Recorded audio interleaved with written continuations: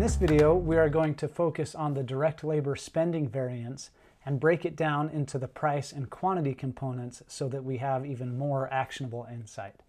Now you'll see that this is very analogous to what we did with the direct material. So let's just go ahead and jump in and do it. I'm going to just create a new row here for direct labor, and within the structure we'll make some similar calculations. So the standard quantity allowed times the standard price. Again, we could just simply take this number from the flexible budget right here of $19,020, but let's just reiterate how we calculated that. The standard quantity allowed of labor is 0.1 hours per top times the actual number of tops that we made. So that's 1,585 direct labor hours. And then if we multiply that by the standard price, or in this case rate for direct labor of $12 per hour, that says that we should have spent $19,020 to make the 15,850 tops. All right, now we can look at the actual income statement to see what we actually paid for labor, and that is $23,109.30. Perfect, so we've got those two ends. Now we need to calculate this middle column so that we can separate out the quantity and price components. Now, in order to do this, we need to know the actual amount of labor hours used. So it's not given anywhere here yet.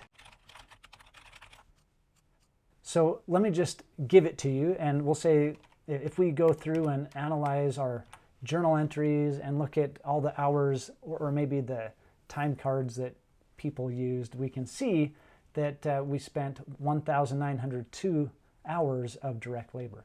So that actual quantity of labor times our standard price for labor per hour of $12 says that for that amount of labor we should have spent this amount right here. So now let's go ahead and calculate the quantity and price components here. So we can really just take this calculation and drag it down, but let's reiterate what's happening here. We're taking the flexible budget number, subtracting from it this middle number here of 22,824.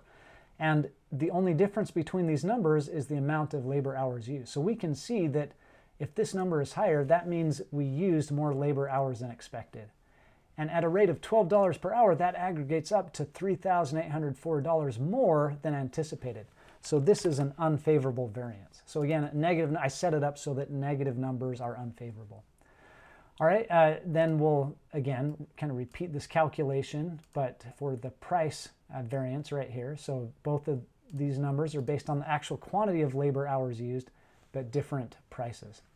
And if this number is higher than this number, which it is, that means on average we must have paid a higher wage rate per hour than anticipated. So this will be unfavorable. All right, now let's double check to make sure these numbers add up to the spending variance. So we'll just drag this down here.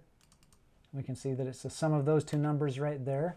And since we set it up so that negative means unfavorable, overall this is an unfavorable variance. And sure enough, this matches our direct labor spending variance up here. Okay, so we broke it down and said, hey, really of that amount, most of it comes from using more labor than expected. And there was a relatively small amount that came from paying our employees more than expected per hour. Now, do we know why that's the case? No, we don't know yet. These variances don't tell us that, but at least they give us some direction so that we would know who to go to, right? So who is responsible for making sure that our employees don't spend more hours, that they're working hard? They're staying on task, right? Maybe it's one of the production managers. Who's responsible for making sure that we pay our employees the appropriate wage rate? All right, so we know who to go to. Now that we've broken down this direct labor spending variance, let's just go ahead and summarize this with the other variances over here, and we can say the direct labor quantity variance is $3,804 unfavorable.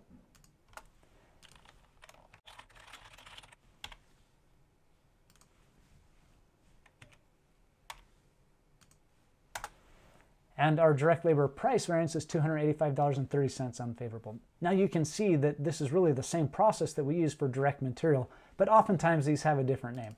Specifically, this direct labor price variance is known as the direct labor rate variance, and the direct labor quantity variance is often known as the direct labor efficiency variance.